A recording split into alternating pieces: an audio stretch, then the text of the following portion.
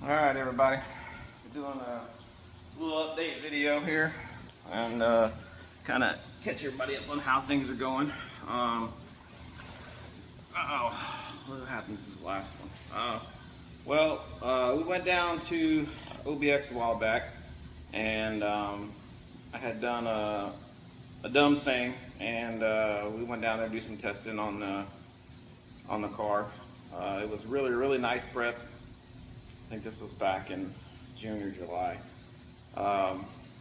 and did a really big wheelie, and ended up smashing the K member underneath the dart, cracking it in one spot, completely wrecking the damn shocks and the coilovers and springs.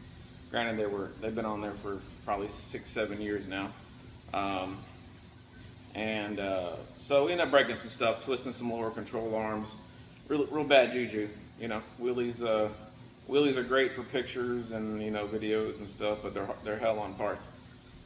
So we broke some stuff.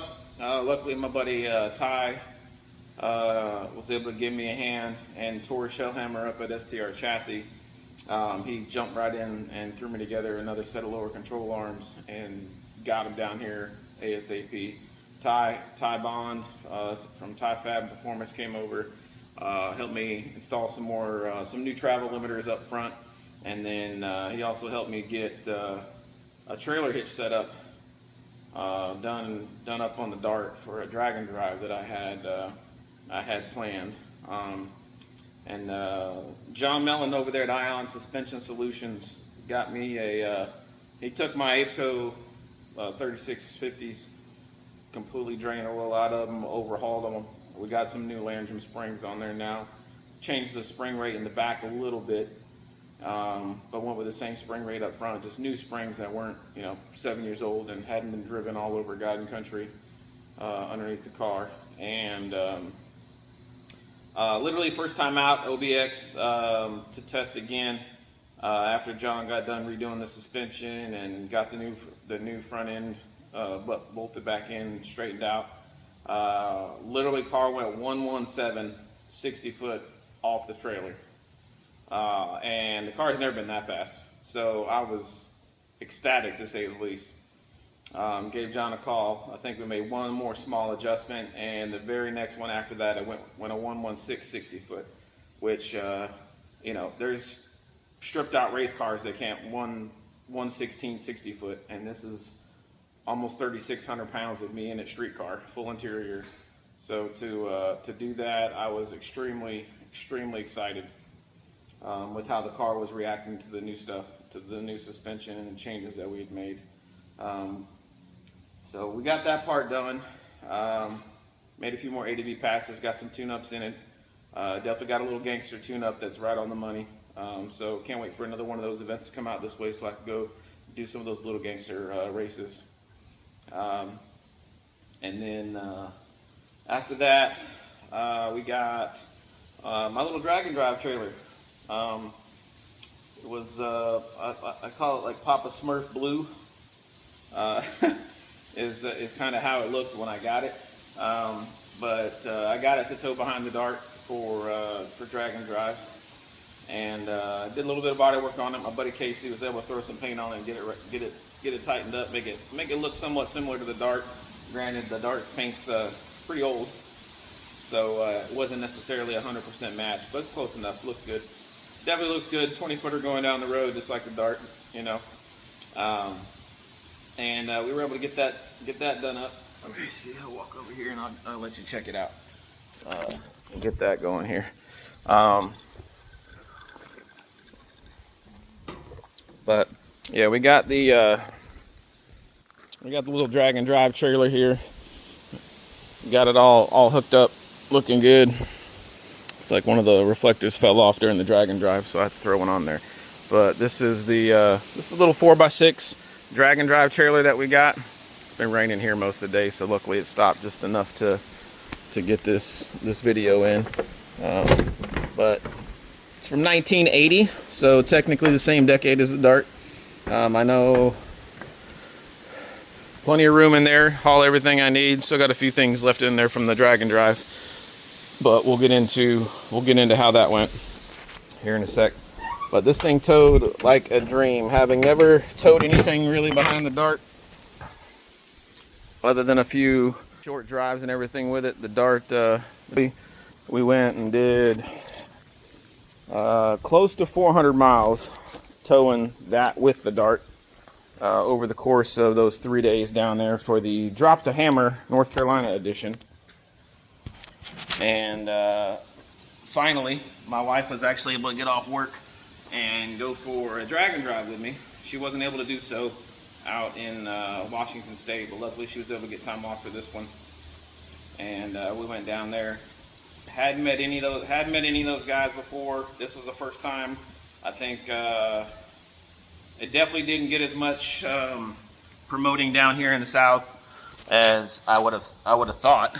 But those group of guys, having never met them before, you know, I can't say enough good things about Carl and his crew that's running Drop the Hammer. We went down there, started out at Farmington Dragway, and from there we got in there like Thursday night, and got to meet Carl and them right away. Felt like family as soon as we walked in. So great environment, great team. You know, got to meet a lot of great people down there for that event. And like I said, they welcomed me right in the door, having never met me before.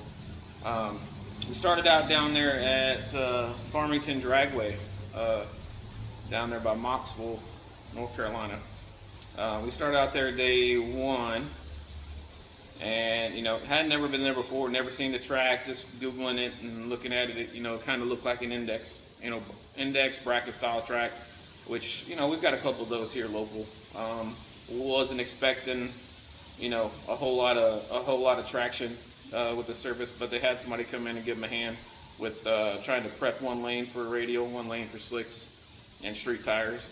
And it came out pretty good. It took a little adjustments on my end, coming from OBX, where the prep's always killer, and moving over to that. But quick little adjustment, and we were able to make a good hit off the trailer, have something to work with, and then made a few adjustments from there, and shock adjustments, not really tire or nothing, tune up or nothing like that. We left the tune up the same. Actually, we left the tune up the same the whole weekend. We didn't even touch it with a laptop. We just changed shock settings between tracks. But we were able to run the fastest pass of day one out there at Farmington, and put us in a pretty good spot for 28s, 275s.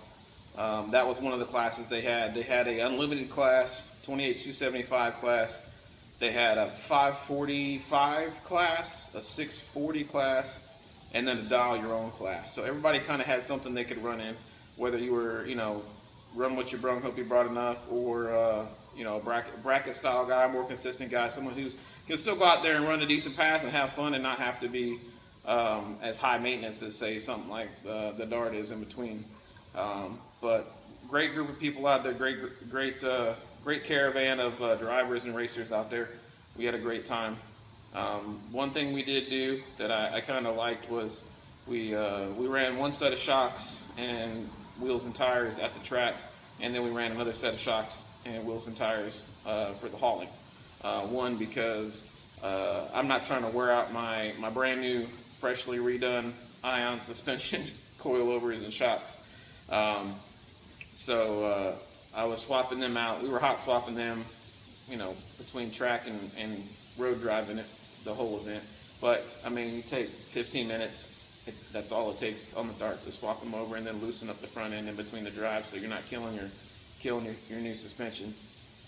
That was definitely one thing I enjoyed. It made the car tow a lot better. It made it haul a lot better, and I think overall it's going to keep things going the right direction for the long run.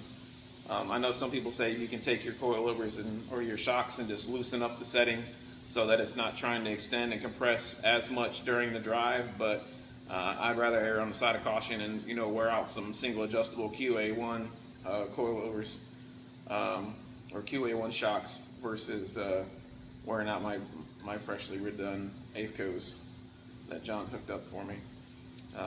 So we were doing that each race, or in between each race and drive. I'll pause it here to add in a video real fast from the race and some pictures. This is when we got set up at Farmington day one. You can see it's kind of hazy, kind of cloudy there. Um, but it was still a fun track. Nancy, as I said, she was throwing down with everybody when it came to slinging parts, tires, and everything. We had stuff thrown out everywhere, making sure we were good to go. We did the one hit, and this was us packed up, ready to go to hit the road. And then here's that video where I was lined up with Carl. He's got that matte black Ford Ranger. We helped him out along the way with the tires and then to find a welding shop to fix that drag link bar he had. He was running 720 index. But this was my third pass on the day and ended up being the fastest pass for the track that day. But that's kind of how day one went. We made a total of, I think, 3 passes there at Farmington, and the last one ended up being the fastest pass of the day for everybody. Um, I think my wife Nancy kind of threw everybody for a loop because by the time I would get done running and be like, okay, we're done. I could go to the bathroom and she'd already have the back of the car jacked up, jack stands ready to go, lug nuts off, and just waiting for me to climb under there and do the shocks. So she was killing it the whole weekend. It was really nice having her along. Day one, she's never been on one before, but we got into a rhythm really fast. What's up? We got into a rhythm really quick as far as the drag and drive goes. And then we hit the road. I think collectively we tried to roll out everybody together. We followed Carl when we left the track. He had some tire rubbing issues on the side of the road, and we pulled over and gave him a hand. Carl drove the primered black Ranger, running the the dial your own class. He wasn't in 640. He was in dial your own, and I think his was a 720 or 727. I want to say somewhere in that ballpark. But he had forgotten some spacers. We ended up giving him a hand along the road on the way to the first checkpoint at TKM Motorsports. We had to take a little detour, go get some E85. Luckily, with the 15-gallon cell in the back of the Dart, and then 3 5-gallon jugs, we were able to make a pretty quick work of that drive. But we did stop off at one of the sheets, and we have our new thing where we get slushies along the drive, especially when it's warm. And it was not cold by any stretch of the imagination during this drive. So the wife and I were getting sheets, slushies, slushiest, as she called it, to help us keep cool on the road, because the Dart does not have air conditioner. It's got that 455 AC. Roll all 4 windows down and do 55, and that's your air conditioner. But we stopped off to get fuel. Carl did end up having another issue right after we got him situated with the tires, and we went ahead and scouted and found him a welding shop there in Moxville that was able to weld up his drag link bar on the Ranger, get him back in business so he could finish out the race. And then Justin followed him the rest of the way back in there just to make sure he was squared away and good to go. But again, stopped at TKM Motorsports. We got to stop in at MacFab Beadlocks over there with Lyle and them. Got to check out their facility. Never been to either one of those. One of these days I hope I can afford a aftermarket block LS, but for now I'll keep riding with the stock LQ9 block over here. But we were able to stop in TKM, take a tour of that facility. Upon getting there, somehow my Tolly Terminator quit sending my signal to the coolant fan relay.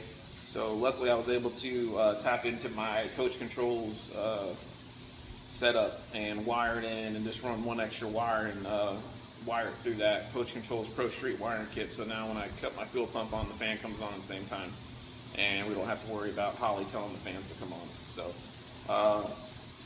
not ideal for what we wanted to do and how the car has been running for 7 years. It's been running that way through Holly, so I don't know why I just all of a sudden decided to quit, but it did.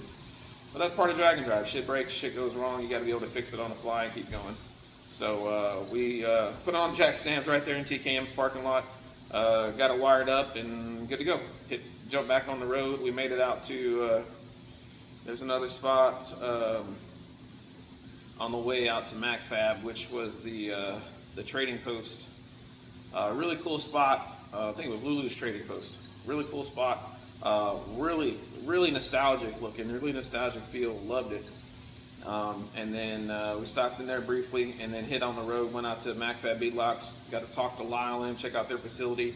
I had almost sent the Darts rear wheels to MacFab to get a special beadlock done, but I came across some beadlock rings from RC Comp and they were already matched up, and sticking with the RC Comp thing, they were able to machine my back. RC Comp was able to machine them and put a regular Torx beadlock ring on there for me. Otherwise, they definitely would have went to Lyle and those boys out there at MacFab because they do a hell of a job. Got to do got to head out of there. May or may not have done a trailer burnout, but followed all road traffic rules and laws for sure. Definitely didn't break any. Then we went out from there. MacFab was our last stop, and then we got out. We hit the road and finished up the drive out towards Galot Motorsports Park and the host hotel out there. Unfortunately, again, the next thing, I guess the only two real issues I had the whole trip was the fan at TKM, and then at the end of the day, all the way out by Galot, the lower radiator hose started leaking. And it wasn't like it's 20 AN swivel fitting, which, swivel fittings are known to fail, have issues, leak here and there. But this wasn't even failing at any rotational part, is where the hose, anyone that's made AN fittings, where you have that fitting and where the hose goes down into the fitting, it was leaking up, like the hose had somehow pulled back a little bit and became unseated in the fitting. So it wasn't even leaking a lot, it was leaking a little bit and was kind of just bubbling up as we were driving, but not something you can safely make passes with, or I'm not going to leak water on the track and then try to make a pass. So scrambling, I called Austin Ratley down there at Dragwire Solutions, called my brother Stanley, one of the other racers, trying to find some parts. Wasn't able to. So first idea I had was, being that we're only running 8th mile, I've had a pass before where I've dumped all the coolant on one of the old rubber lines, which is why I went to the AN ones. I've had a pass where I've done that and then ended up making a full quarter-mile pass and the car didn't overheat or have any issues. So my first thought was to just drain the damn coolant when we got to Galot, make a quick pass, hope it goes, one and done, and then fill it back up with water and hit the road early so that I could give myself a buffer in case something was going on. But then last minute I decided I was going to drain the radiator completely. So about 11:30 at night I went out there, drained the radiator completely, and got a whole glob of the red Wright stuff, RTV, and essentially just sealed that thing off on every single orifice and everything, jammed it down inside the tube. Let me see if I can show you what it looks like. It's not pretty right now, but it's functional. So here you can see how it looks. Basically it was leaking right here at the top and just bubbling over. So what I did was I disconnected this here, pulled this whole hose off, drained everything out, made sure it was drained, and then I basically lathered it up here first, and then reconnected this after everything was drained, and then lathered it up around here and around there, and basically sealed everything up where I knew 20 AN fittings, swivel fittings were, prone to leak. But I layered one section up here that night, and then the next morning I came back out and put another layer on it before we hit the road. And we went back in, ate some breakfast, came back out, and then I filled it back full of water. And luckily, didn't have any more issues out of that. The drag and drive, so it held. It did what I hoped it was going to do, and we didn't leak any more water the rest of the trip. So I was quite happy with that. I didn't have to go through the trouble of draining things around or draining things out to make passes, because I was fully prepared to do that. But glad I didn't have to. But then we went out there. We got over to Galot the next morning. And sure enough, got everything switched over real quick. My twin brother Stanley, and my brother-in-law Anthony Lamb came up little nieces and nephews came up to support us since we were in the area, and we were able to make an A to B pass. Like I said, didn't touch the tune-up. We knew Galot's surface was going to be on point. It always is. So didn't really make any changes at all. Just left it, and it went a little bit faster at Galot than it did at Farmington. No issues at all. A to B. I ran it out a little bit further past the 8th just to make sure everything was good, to kind of get an idea how I was going to pull on the top end for races later on in the year. And yeah, sure enough, one and done. Put it back in the street driving mode. My brother and them helped me do a quick little trackside alignment change, because we had a little bit of a camber issue on driver's side that we wanted to correct, and didn't want to keep dragging the tire like we were. So we made a quick little trackside alignment adjustment, and it worked out a lot better. And I'll throw a video in real quick for the pass that was down there. You can kind of see what was going on the pass with that driver's side front tire. There was that picture of us out there at TKM. Obviously the hood was off because I had to fix the cooling fan that quit working. So we got that set up and hit the road again. The next stop was this Luna's trading post. Called it Lula's in the video earlier, but it's Luna's. Awesome little spot if you're ever out there. Neat little place to stop into and check out. And the final checkpoint for the day was over there at MacFab. Got to talk to Lyle, got to check out their facilities. Awesome little spot. Anybody that does racing, you guys know them. This was our start to that day 2 out there at Galot when we first got there. Uh, Nice short little drive from the hotel. We had drivers meeting. Again, Carl and them were killing it all weekend long. It was a great little event out there at Galot.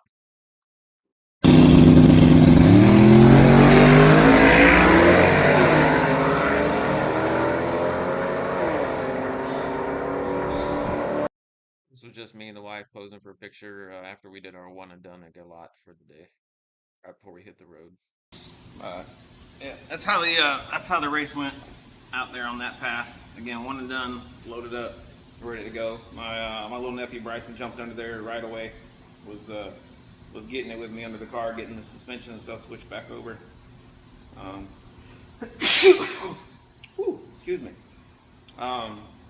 Got that done, and then yeah, we hit the road a little bit earlier than everybody else, just because the drive from the hotel to the lot was kind of short-lived, and didn't really get the car didn't even really get up to temp that morning, so there wasn't any. I wasn't 100% positive on how it was going to go, and only doing one pass at Galot, the temp didn't get high enough to even bother. So we hit the road a little early. First stop after that was out there Nasty Racing, LS Nasty. And then from there we went out, hit another sheets, filled up all the gas cans. We filled up the dart, got all the E85 we needed to finish making the trek back to Farmington. So after we left out of there, there was a stop at CDT Automotive. And they were one of the sponsors for the event. And we stopped at CDT Automotive as one of the checkpoints after LS Nasty or Nasty Racing, and then from there we went from CDT out to Victory Junction, which for me was by far my favorite stop of the whole event. There was, if anyone's never heard of it, it's a property that the Petty family set aside for families with children who have disabilities, varying types of disabilities. But they were kind enough to let us come out there and kind of put on a parade, if you will, for the kids out there. They got to come out and check out the cars. It did start raining. Basically, we drove the whole way, got there to Victory Junction, and about 10 minutes after that, it started pouring down raining. Luckily, everybody made it there. We all got there together. We were all able to drive into the property together. The great team over there at Victory Junction had the backup plan. There's a big giant awning out there where the kids and everybody got to congregate and stay under cover while we parked all of our cars along in front of their Victory Row there. And it's an absolute blast to meet everybody out there, to see what they're doing on that facility. I was raised in North Carolina, parked in North Carolina area, and had never heard about that. I grew up watching NASCAR and never heard about Victory Junction the entire time. So It took Carl and them from Michigan to show me something that was in the state where I was raised. So I have to absolutely thank them for that, because that was an amazing experience. Again, we got to come in there, we got to rev up our motors, honk the horns and stuff, get the kids all amped up and excited. We got to meet all of them, shake their hands, sign little autographs for them. They got to sign some for us too, so we loved it. It was an absolute blast out there. It was, like I said, the most rewarding part of the whole drive. All the miles, all the heat, everything, that one stop made all of it worthwhile. The genuine joy and happiness on their faces is what it's all about. You kind of see those signs at the racetrack. What you're doing is kind of what you're doing here is another kid's dream, or you're inspiring the next generation, and every single bit of it was exactly what you wanted it to be. So I can't thank Carl and them enough for setting that up, because I never would have even known that place existed if it hadn't been for them. I'll throw some pictures and videos and stuff in here for up there at the event. This is my little nephew Bryson. He was in there getting it. He was pushing people out the way, fighting to get up underneath there and start working on stuff. So we had to let him. This was our first stop out there at Nasty Racing. Never been there before either, so it was cool to kind of stop in there and talk to them guys. CDT Automotive. I think we were the first ones there on our way through the route. Appreciate them sponsoring the event. And this was right after we got to Victory Junction. Like I said, this started, bottom fell out of it right after they let us in and got in through the gates. Um, but luckily we were parked out front, and then they had a backup plan where we got to park here along that Victory Row, I think is what it's called. And there's an awning right there to the left where we got to hang out with all these kids and sign autographs for them. Got to talk to them, get to know them a little bit. One of them, I think he said, "Your car's not that fast." So I got a good laugh out of it. It was a nice experience overall. We loved it there. Definitely the most enjoyable part of the trip for sure.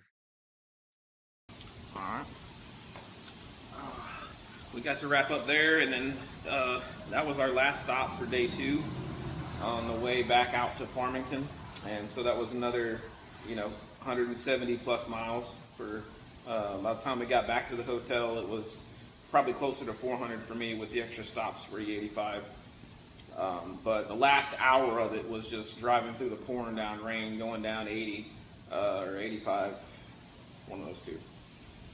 Heading back towards the hotel right there, about 15 minutes from the track. So we got to drive through the rain the whole way.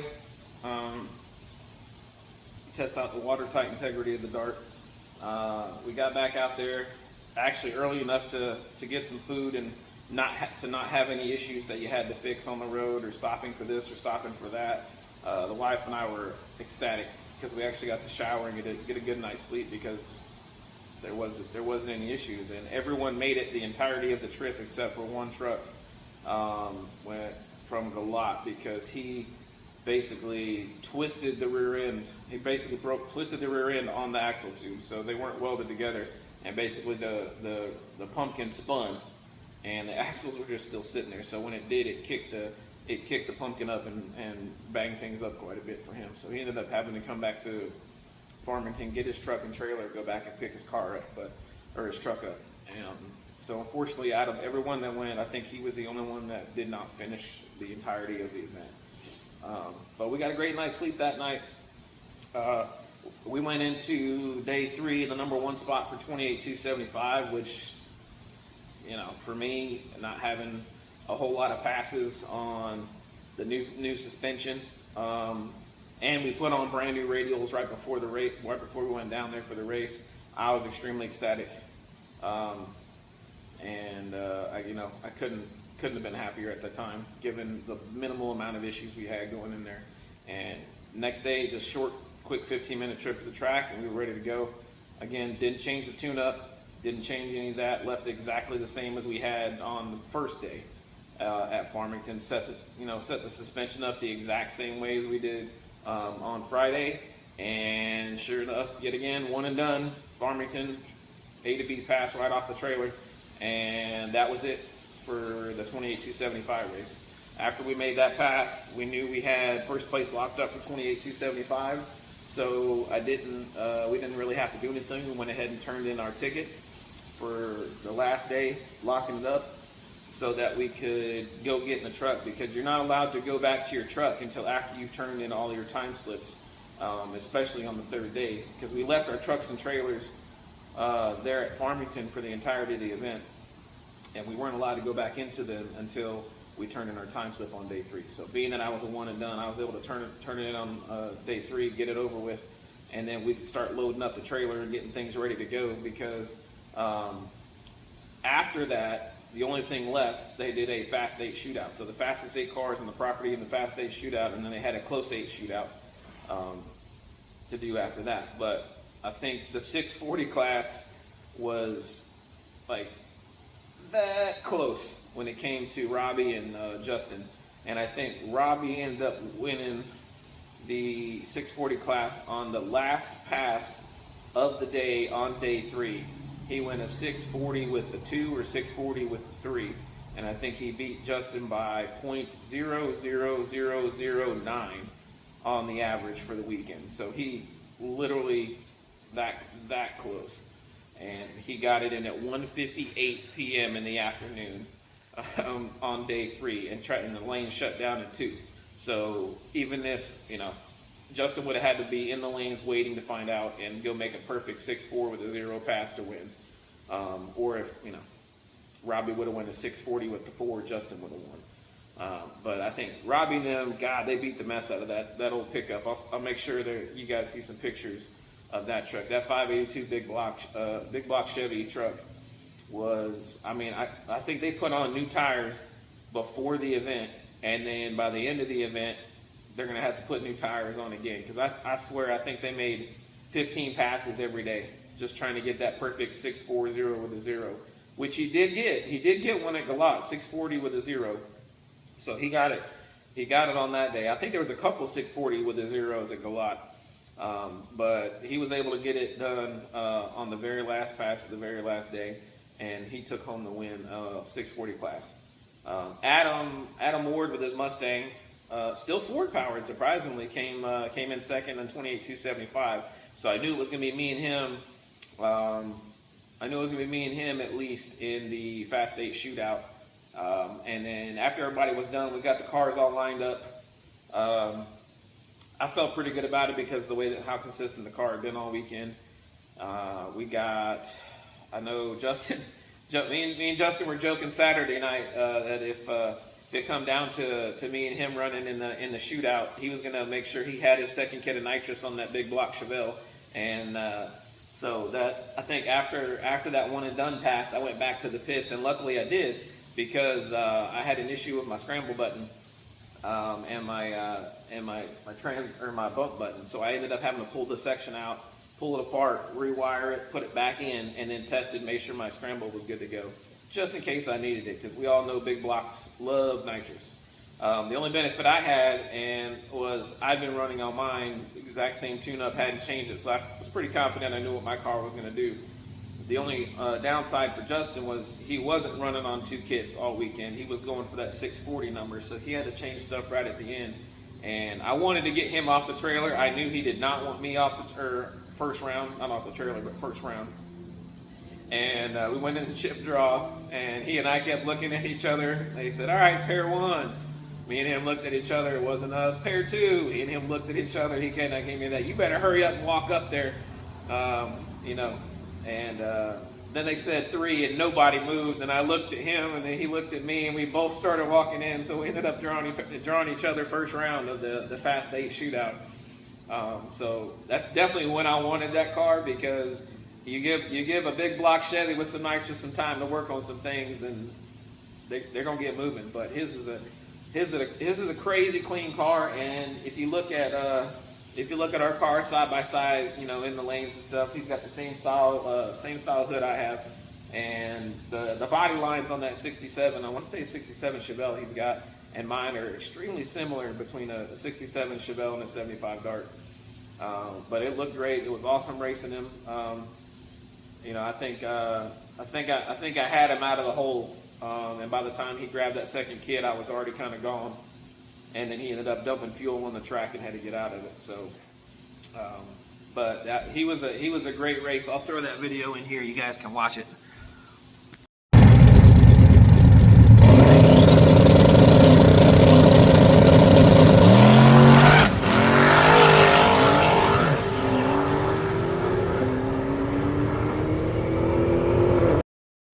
nice having some photographers out there taking pictures because when you're racing or an event like that where it's two people and you're running a gun and you hardly ever get any pictures with your family doing the work. This was Fast 8 on the left and Quick 8 on the right. Adam and Robbie's car to the left of me, and I didn't get them in the picture, unfortunately, but they were definitely there. This is Justin Chevelle, the one I was talking about in the video. He was the one we drew first round. Big block Chevy, 2 kits and nitrous.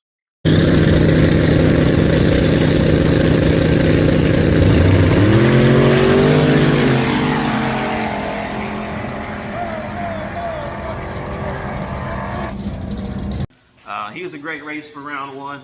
Unfortunately, we didn't get video of round 2. Round 2, we ended up drawing Robbie with the winner of 640 index. We ended up drawing him, and I think he had an issue where he didn't go on the trans brake, and he was on the foot brake when he came in.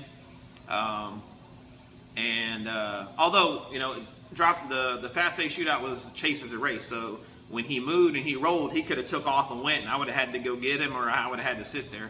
But he went on the foot brake, and I think he kind of bumped forward about a foot, and then he went back on the foot brake, not realizing that he hadn't gone on the trans brake. I didn't go, but Carl ended up dropping the hammer, and I took off and made a hit anyway, just to make sure Carl was still going to A to B. We chirped the tires a little bit, but it went down, and we ended up running the second place guy from 28,275, Adam. We ended up running him in the finals for the Fast 8 shootout. Both of us clean A to B passes. Mine spun up. Mine got out of the groove or spun, chirped a little bit off the hit. I gathered it up real quick and was able to get it going on down the road, and came out with a win for the Fast 8 shootout. So not only did I take home the win here for 28,275, drop the hammer North Carolina edition. Can you race car street? Not only was I able to win that, but I was able to win the Fast 8 shootout as well, which was, I think that paid out $1,000 for Fast 8 shootout, and then had the option to race Carl in his Blazer Double or Nothing. Carl had been making a couple passes. I felt like he was on low to medium boost passes. It definitely wasn't full speed, wasn't full power, knowing what that truck's capable of. I was not $1,000 confident I could beat him on the Double or Nothing opportunity. So I took the $1,000 for the Fast 8 shootout, put it in my pocket, and I told him, Carl busted his butt. This whole team busted his butt. Carl definitely needed a chance to make another pass in this Blazer. He came all the way down from Michigan. They worked their tail off putting that event together. And so I ended up racing Carl for $100 just to do a grudge race, just to see, because I wanted to match up with that truck. I knew we were kind of like this, and it was basically who was going to hook up and who was going to get down the track the cleanest that would end up winning. I'll post the video in here so you can actually check out the race itself. This is Robbie's 582 big block Chevy truck. He was the winner of the 640 class. He kind of slipped off the foot brake there in round 2, and I got an easy win. And this is Adam, the second place guy from 28,275, and the one I actually ran in the finals for the Fast 8 shootout.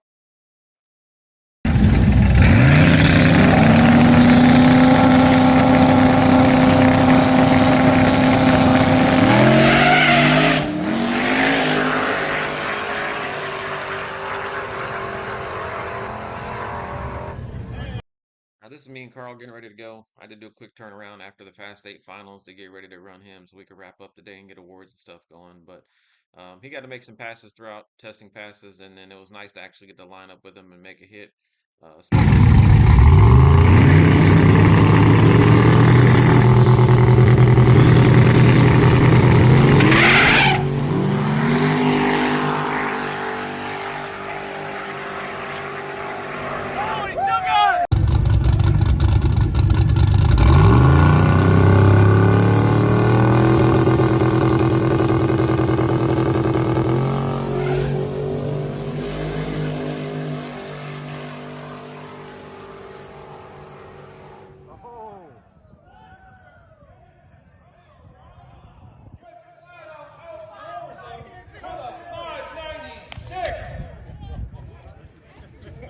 Wow, Corey, I thought when they left the line, I thought I had to win.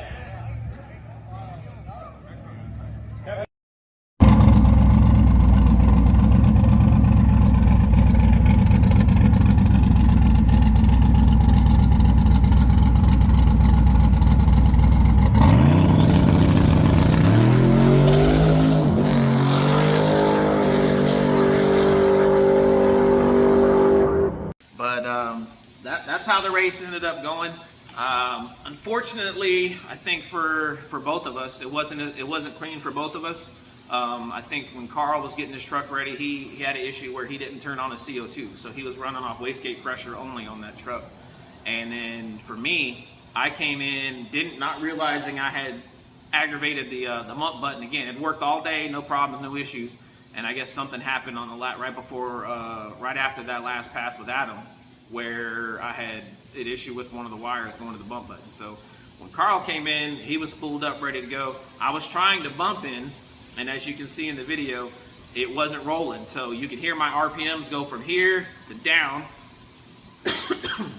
Let off the trans brake after I brought the RPMs down, rolled forward just enough to get into the second beam, went right back on the trans brake and brought the RPMs up, but essentially left on next to no boost whatsoever during our pass.